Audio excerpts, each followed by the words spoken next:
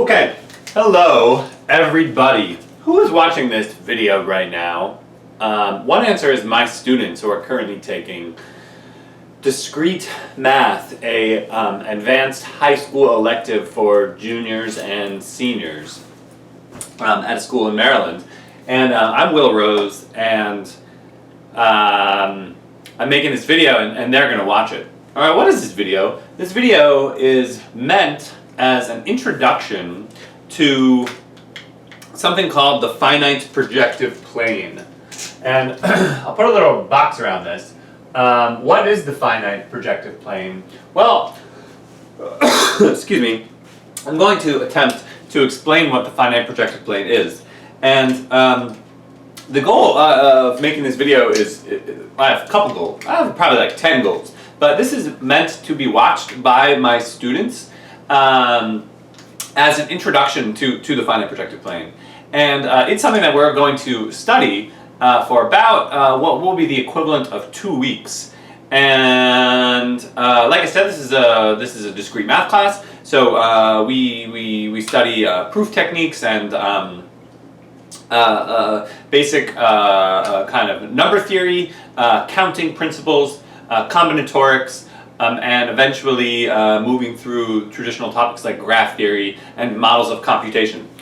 We are using, as our book, Discrete Mathematics with Proof by Eric Gossett, and I was familiar with perhaps half of the material in this book, maybe 30%, when I started teaching this class 8 years ago. I've slowly, come to master it to some extent, and in this book, basically just because Gossett puts it in, there's a big section on the finite projective plane, and I learned about it only through this textbook, and after years and years of teaching this, I think it's a very difficult subject to teach.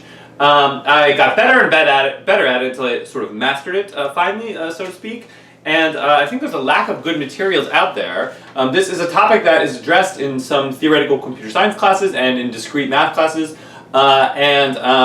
So I have, sort of by accident, created an entire video series on the finite projective plane. So if you are perhaps a college student taking some kind of advanced discrete math class and you're going to be covering the finite projective plane in some sort of detail, then you might want to watch these videos in which I think reasonably well explain these topics kind of slowly and carefully in an extreme amount of detail.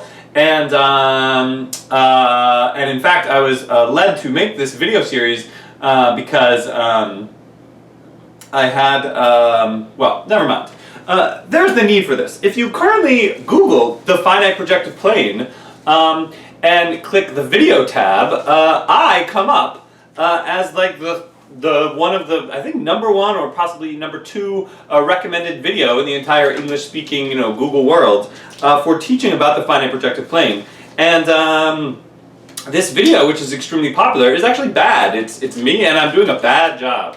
And I did a bad job for the first 6 years I taught this topic until I just slowly, incrementally got better and better, and then some of my students have helped me to unlock the sort of final pieces, and now I think I do a very good job teaching this. For that reason, last year, academic year 2018-19, so pretty much exactly a year ago, in April of 2019, I decided to record every single lesson that I gave in class in high school, so that one could, over a period of 2 weeks, so that one could watch these videos and learn every single thing there is to know about the finite projective plane. And I put it all on a YouTube playlist, and it's there. It's 90% complete because one time I forgot to record the video camera, and the other thing that I definitely did not record last year was my extended, long-winded, weird, idiosyncratic introduction to this topic. And that's because I was pretty uncomfortable with it. And so the video series that currently exists on YouTube begins very abruptly and just in the middle without any discussion of why. And so, for my current students, we are now in academic year, well, it's April 2020 now. I'm recording this video for them so that they can understand the finite projective plane better. And for anyone watching at home, potentially you might want to watch this too. Okay, This covers a wide range of different topics, and only some of which I know what I'm talking about. So I'm a high school teacher, and I do not have a math PhD. I'm not an expert on any of these things, but I know kind of a lot about all of them. So this will be a sort of an idiosyncratic introduction video because I'm addressing it both to my current students and to anyone who's watching. Okay, and I made kind of a plan. And I'm going to discuss all kinds of stories and personal things and who knows what. Okay, let's go. Oh, and here's the plan. This was my introduction. I sort of said who I am, what I'm doing, what textbook I'm using, why I'm teaching the finite projective plane, and what you might be getting out of this video. This is meant to be, oh man, it's probably, I wanted it to be a half an hour, but it's probably going to be like an hour-long video, which is meant to be the first video in a sequence of about, well, 2 weeks worth of classes, so maybe, 9 hours or something all together explaining everything about the finite projective plane. Okay, so this was introductions. This is sort of the thing that we're going to talk about, but only like at the very end. I want to talk about geometry being finite. I want to talk a little bit about traditional geometry, and I want to talk about this thing called affine geometry, and some of the combinatorics of affine geometry, and then a little bit about projective geometry, and then we'll sort of finally go back to the finite projective plane. So I'm going to put a little box around this and try to not erase it. And of course, as I'm mentioning, it's April 2020, so we are in the midst of a pandemic, and school has been closed, and we are learning remotely, and that is why I am recording this video alone in my apartment, in this small little room with this crappy little whiteboard, so apologies for that. Alright. La. Is geometry finite? That might seem like a ridiculous question, because, so I'll put a sort of check here. Is geometry finite? Of course geometry is not finite. In fact, we think of geometry as containing an infinite number of sort of points, an infinite number of lines. Lines themselves are infinite. Okay, and in the traditional way of doing geometry, you have the 5 axioms of Euclid, and for those of you who are in my discrete math class and who are seniors and who took logic, another class I teach earlier this year, okay, this is going to be very familiar to you, and I think this unit will be very exciting because it kind of extends already the extensive education we had in geometry and the history of geometry. And for those of you who are juniors, maybe this will be a preview of something you are going to learn in that course if you take it next year. Alright, what are the 5 axioms of Euclid? They are all very reasonable, simple things. They say things like, given any 2 points, there is a line which goes through them. Euclid is a little casual about whether he means a line segment or line, so I'll be casual too. Given any 2 points, there is a line. Given any line, by that he means finite line segment. It can be extended indefinitely, so extend a line out as far as you want in any direction. Then there's like some other stuff. You can make a circle, so given a point and another point, you can, with a sort of compass, make a circle which goes through one of those points and has the other point as a center. In other words, use compasses, they make circles. Then there's axiom 4, sort of boring, let me squeeze it up here, which says that all right angles are equal. This is sort of needed in some kind of way that I don't feel like getting into. And then there's the most famous postulate of all, the parallel postulate. The parallel postulate says, well, in Euclid's original version, it says that if you have a line and you have another line and it looks like they're going to meet, then they're going to meet. And what does looks like they're going to meet mean? Well, it means if there's another line which crosses both of them and these little angles add up to be less than 180 degrees, then indeed, if these 2 angles are less than 180 degrees, these lines will intersect. It turns out that this so-called parallel postulate is equivalent to a perhaps more common sense notion, which is that given a line and a point which is not on that line, then there is exactly one line which is parallel to it. and goes through that point. So there's only one line M, which is parallel to L through A. Okay, so this is the sort of traditional view of geometry. Facts about points and lines and the parallel postulate. Okay, and this is what's called Euclidean geometry. So, okay, now kind of a philosophical question that I'm probably not prepared to, I'm not really the right one to be having this conversation, but okay. Is geometry finite? Now you might think, well, of course not, right? Don't we have an infinite number of points on every line? Don't we have an infinite number of lines? Don't we have all these kinds of things?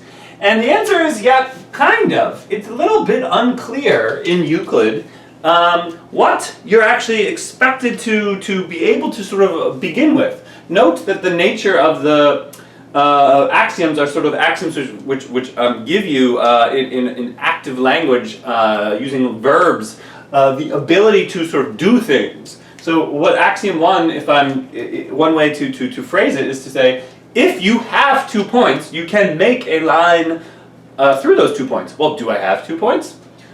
Unclear. If you have a line segment, you can make it longer. If you have 2 points, you can make a circle. And so somehow, if from a modern perspective, the axioms of Euclidean geometry sort of explain maybe the points and lines that are already there and how they must behave, but it's not clear that there sort of are even any points or something like that. A very, very strange question to ask is, if there are no points whatsoever and just no lines and nothing, no circles, no angles, have you satisfied the axioms of Euclidean geometry? I'm not going to answer that. So, from a modern perspective, we can treat these subjects a little bit more carefully, and this will be a couple minutes introduction to the idea of the constructible points. Okay, what are the constructible points? Well, now we just say, okay, well, let's just suppose, in order to get things started, that we have some points. Suppose we have, 2. So, alright, so just imagine now a world in which you just give me 2 points as like a little starter pack. So here's my starter pack of geometric objects, that there are 2 points. Well now, switch markers, now I can, I believe, start applying the axioms of Euclid. And, well, there's an axiom that says there's a line through those 2 points. So we can make this line. And, okay, line segment, line, I can extend it indefinitely, so there it is. And now, I think I made these points too close, well, whatever. And now, what can I do? Well, so it's point 1, point 2. Well, now we may apply, so I started with 2 points, I applied axiom 1, now I can apply axiom 3. Axiom 3 says, through any 2 points you can make a circle, where one is the center and the other one is a point that the circle goes through. Okay, well that means I can make a circle with this as the center, going through this point. So let me do that. Terrible job, not editing. Okay, and then I can make a circle with this as the center, going through this point. Okay, so now without maybe skipping, oh boy, skipping the sort of details or something like that, what does the creation of these 2 circles give you? Well, via some reasonable assumptions which aren't explicit in Euclid but should be, we now have new points. And these new points, I'll do in red, are, well, here, the intersection of these circles and lines. Man, this picture's terrible. This point and this point. And so, sort of in a world where there are just 2 points, axiom 1 lets me make a line, axiom 3 lets me make 2 circles, and some other axiom about intersection or something like that enables me to have 4 more points. So now I have 6 points kind of in my world.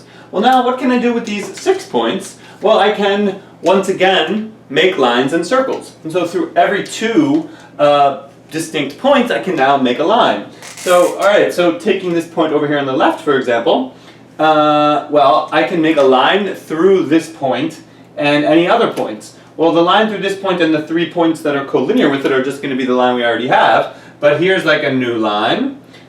Here's a new line. And so that's 2 lines. From here I can make a line and a line. From here I can make a line and a line. And from here I can make a line and a line. And then, of course, I can make the line through these 2 points. Okay, and so I sort of have this world in which there are, at first, just 2, so I think I want to do something like this. There's sort of points, and in stage 1, and then there are lines.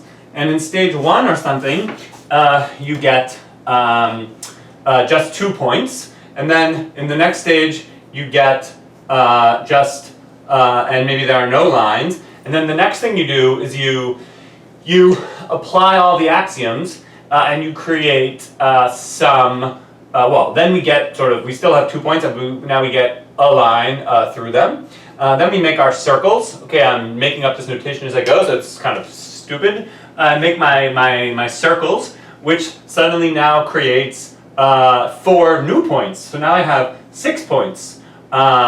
And then I get to apply axiom 1 again to make a line through every 2 points. And so I have, how many lines do I have? 1, 2, 3, 4, 5, 6, 7, 8, 9. And then I still have the original one. So now I have, I now have still 6 points, but now I'm making all my new lines. I made 9 new ones, so I have 10 lines. Okay, and of course this can go on and on. And so what we have here is an infinite sequence. I'm questioning whether this was really appropriate or necessary for this video at all. Probably the answer is no. But what I'm trying to explain is that perhaps Euclidean geometry is more finite than you might think. Because though there are an infinite number of points, and I think everyone appreciates that, this process never stops, right? I have now all these new lines, and then I think, according to the internet, I can now make 14 new circles, given all these new distances that exist. These 14 new circles will all intersect each other in sort of many, many, many places, and what we have is some exponentially growing sort of world of geometry that I get from following Euclid's axioms and from just the sort of stipulation that I have these 2 points to begin with. And so, okay, if you follow these axioms an arbitrary number of times, these axioms, these 2 especially, the ones which create, these are creation axioms, so to speak. This says, given 2 points, you may create a line. Given, 1 and 3 is what I meant. Given 2 points, you may create a circle. And then the sort of unstated axiom that you create all intersections, we get to sort of create our geometry. And the geometry is indeed infinite in the sense that there are an infinite number of points and an infinite number of lines and an infinite number of circles if you apply axioms 1 and 3 an infinite number of times. But at any given stage, after having only used your straight edge and compass a finite number of times, you in fact only have like a finite number of points and a finite number of lines and a finite number of circles. Okay, so that I think is interesting in the sense that and these are called the constructible points. So the constructible points are the points of the Euclidean plane which you can make with a straight edge and compass, and indeed there are an infinite number of them, but they are countable, so that's kind of interesting. Well, was that important? Maybe, maybe not. Is geometry finite? I don't know the answer to that question. I guess I want to say no. By is geometry finite, I mean the traditional geometry that you learn in school. But it's maybe more finite than you think, because you can only make, if you're following these steps, you can only make a finite number of objects at any given stage. Okay, moving right along, are there any other reasons why we might sort of care about finite geometries versus the traditional infinite geometry? Well, perhaps now, and when I say now, I mean, in the last 60 years or something, in a world of computer technology, if we're gonna think of geometry, and here I'm really in over my head, so I'll probably say stupid things, but if you are going to create a geometry with some sort of particular resolution or something like that, or you're going to divide your plane up into some sort of discrete number of pixels, then the geometry that's useful for computer programming or anything like that is going to necessarily be finite. And so I think there is some reason to care about studying these kind of finite structures because, I'll leave it at that. This gives rise to a word that you've either heard before a million times or never heard, that of a lattice, and I hope I know what I'm talking about. We think of a lattice as being the points in a plane, but the points only at integer coordinates. And so there's an entire kind of fascinating study of the geometry of lattices and all kinds of theorems that apply only to this geometry in which there are, well, I don't want to say there are a finite number of points, because we typically think of this as going on infinitely in all directions, so there's sort of a countable number of points, but certainly the points are themselves kind of discrete in a way. And if you cut off the lattice in any particular size, then you actually do have a finite number of points.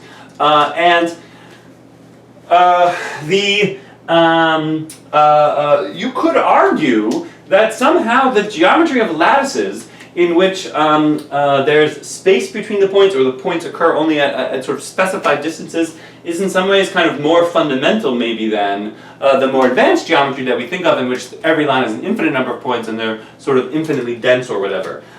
If you are going to, if you think of space, and now we're getting philosophical and I don't want to go there, as being kind of infinitely dense, then maybe this seems inappropriate, this kind of lattice model. But if you somehow think of space as actually being composed of some discrete number of tiny lengths or distances, then maybe it's not. Maybe this is actually the geometry we should sort of start with.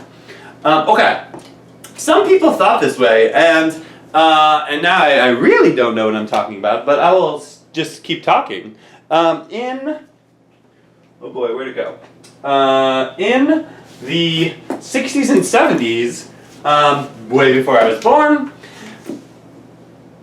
there was a movement in mathematics education to introduce more advanced mathematical topics, the kind of mathematical topics that were practiced by mathematicians that you typically wouldn't even learn about until, say, grad school, into the math curriculum for children. And this is sometimes called new math. This is like a post-Sputnik thing, blah, blah, blah. Once again, I don't really know what I'm talking about. But in the mathematics education of someone growing up in the early 60s, it was pretty bad, I think. My parents, for example, I don't think ever did anything beyond Algebra 1 and maybe some geometry. That's it. Even basic Algebra 2 concepts, never learned, graduated high school without them.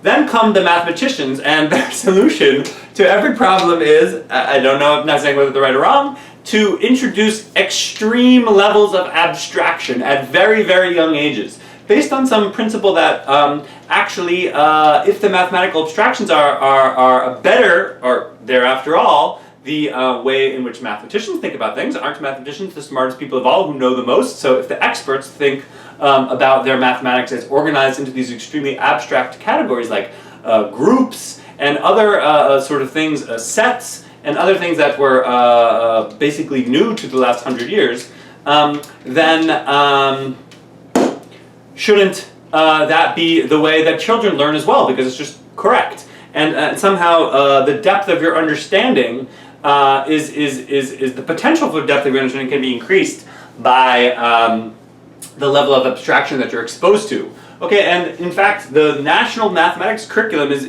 to a huge extent influenced by this push. Some of it came earlier, to introduce very, very abstract concepts to students at a very young age, such as sets, something which mathematicians got, especially if you took logic, all of mathematics until the late 19th century was done without referencing sets at all, but now we teach sets to kids in middle school. Functions as abstract mappings between sets, groups, and other things like this. Okay, well this book is called Unified Mathematics, Course 1, written by this guy Jim Fay and others. I think this was published in like 72 or something, and this is designed for 7th graders. So this is supposed to be a national curriculum for 7th grade math students in all of America. It is insane, wildly abstract, and starting off with things like sets and groups and discussion of lattices. In fact, in order not to prejudice children to the idea that the axes need to be perpendicular, we begin with sort of arbitrary lattices with lines that are not necessarily perpendicular. Why am I mentioning this? I'm mentioning this because this is an anecdote to an anecdote to an anecdote. This curriculum was very influential, and the program that I teach in, the magnet program, was influenced by this curriculum program, and some vestige of this remained still in 1986 when the curriculum for this program that I teach in was created.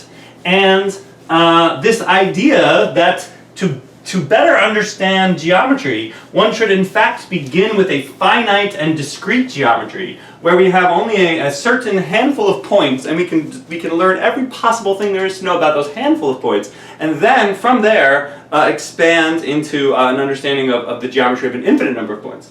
And so, in 1986, when the curriculum was written for the magnet program, back then, every student took Algebra 1 in middle school. It was unheard of to take Algebra 1 in high school. And so every single student entering the magnet program would first take geometry. And we have a class, it still exists, kind of, called Magnet Geometry. And this was going to be the first course for all magnet students, and after having taken that, then everyone would go on and take pre-calculus and calculus, etc.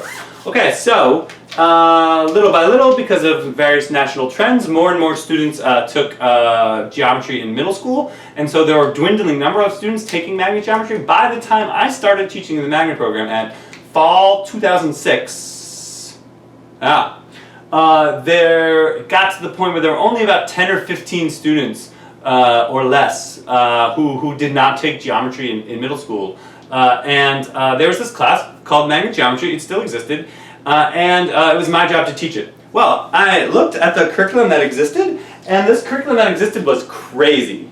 And one of the craziest things about it was this unit, now I'm getting to the beginning of my anecdote, called Affine Geometry. And the teachers who were training me on how to teach this course, Magnet Geometry, and many of them had taught it for years, said, okay, this is, the most challenging unit of the entire year. Here are a bunch of topics that you know nothing about, etc., etc. It's really what makes this class distinctive and makes it different from the regular geometry that other students were taking. So, okay, let's have a conversation about this unit called Affine Geometry. Now, I, being an arrogant young person, decided to completely rewrite the unit from scratch my first year because I was dissatisfied with how it was.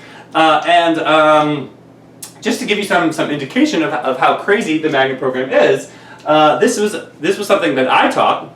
I did this for 5 years. It was a unit called Affine Geometry, even though I haven't even explained what that means yet. And it was went on for perhaps 6 weeks, and this was for 9th graders. So we did this in October and November of 9th grade for a handful of students. Really, sometimes it was only 8 or 10 or 12 students who were loosely speaking, a year behind the average person in our program. And this was, roughly speaking, this is something like grad school level math, for 9th graders. And it really worked. Okay, and I did this for 5 years, and then when I stopped teaching magnet geometry, it stopped. So it now currently no longer exists. They don't do it at Poolsville, they don't do it at Tacoma Park anymore, and they don't do it at Blair. So this is now just dead. But in my mind, it's still alive, and for 5 years, I did this 6-week unit for a bunch of 9th graders. And I think there's one person watching in my current discrete math class who took magnet geometry in 9th grade, and I'm pretty sure you didn't do anything like this. Alright, so I'm going to give you a taste for the next 15 minutes of what happened during this 6-week unit on affine geometry. And it's highly relevant for what we're actually going to do next. And it was a sort of a misnomer, I think, to call this unit affine geometry, because it was really just a finite geometry. It was a unit on finite geometry. And particularly when we called it an affine geometry, what's an affine geometry? Roughly speaking, an affine geometry is a geometry with the parallel postulate. So, without further ado, here we go. Here is the introduction to affine geometry. What's affine geometry? Or what are the affine geometry axioms? Well, first we have these undefined terms, whatever that means. Is kind of a subtle philosophical concept, but let's just say that we have these things called points, lines, and planes, and we don't really know what they are exactly, but I'm about to tell you everything you need to know about them. here's axiom 1. Axiom 1 says there are at least 2 points on every line and at least 2 lines in every plane. Alright, now I don't know what it means for a point to be on a line, but okay, let's just take that as not too complicated. And I'm not really sure what it means for a line to be on a plane, but once again we have some intuitive notion of a line sort of lying in a plane, and if a point is on a line and the line is in the plane, then the point is in the plane. What is axiom 1? It says that, you have some points, and every line has at least 2 of them. Okay, cool. Axiom 2 is more of a traditional Euclidean type axiom. It says for every 2 distinct points, there is one and only one line containing them. Okay, that seems pretty uncontroversial. And now we have this sort of obscure definition of parallel, which is that 2 lines are parallel, m is parallel to n, if and only if m equals m, or if the lines are not equal and they have no points in common. Okay, so the traditional way of defining parallel is that the lines don't meet. So certainly if you have 2 lines m and n and they have no points in common, well then they're parallel. But for various technical reasons, it was this definition of parallel was extended such that every line would be parallel to itself. Okay, and finally axiom 3 says given a line m, so here's the line m and a point A, there is exactly one line through A parallel to M. In other words, you can always make exactly one line through M parallel to A. Okay, that's just the parallel postulate. Okay, so what we have here is this axiomatic system, 3 axioms. One's the parallel postulate, one says there's a line through every 2 points, exactly one, and this other one is kind of saying that there's at least some stuff out there. So this you could think of as correcting the vagueness in Euclid in which it's not clear whether there are any points at all. Here it's stipulating quite explicitly that there have to be at least 2 points on every line and there have to be at least 2 lines on every plane. Alright, and then over a period of weeks, these were 9th graders after all, we did in extreme levels of detail and rigor, I'm holding in my hand like a 20-page packet that I myself made, going through and establishing various theorems. I'll just do these very, very fast, no proofs, just explanations. So, theorem 1. In a given plane, there must be 2 points. Whoa. Well, yeah, that's just true, right? Because there has to be at least 2 lines, so there's got to be at least 1 line, and on every line there are at least 2 points. And so if the points are on the line is in the plane, then the points are in the plane. Okay, so every plane has at least 2 points on it. Okay, that's nice. What else? Theorem 2. 2 distinct lines have at most 1 point in common. In other words, if you have some line L and some line M, they can have at most 1 point in common, which means that either have no points in common, they're parallel, or they have 1 point in common. So you can think of theorem 2 as saying that this is impossible. It is impossible for 2 distinct lines to meet at 2 distinct points. And that's because axiom 2 says for every 2 distinct points there is exactly 1 line, and so you can't